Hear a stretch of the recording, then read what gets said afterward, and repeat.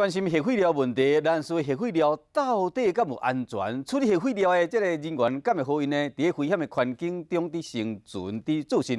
因为这有监察委员调查发现讲，民国96年到100年进行台电核废料定装作业的一名动物族的青年，因为伫有利辐射情形之下，得到白血症来往生。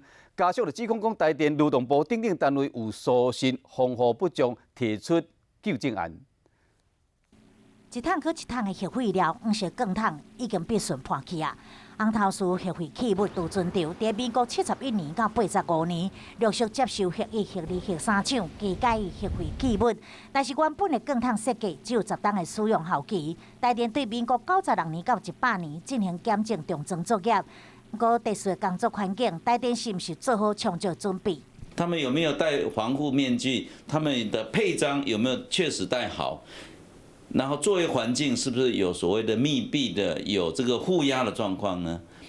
都完全没有。那我们也请教台电，也能会提供任何的照片，好几个月来完全没有提供，所以表示说他们没有做任何的记录。其中一位参与重装作业的15组青年过考证，得到白血症过身，家属向监察院申请，经过调查，向原联会经济部、劳动部甲台电提出纠正案。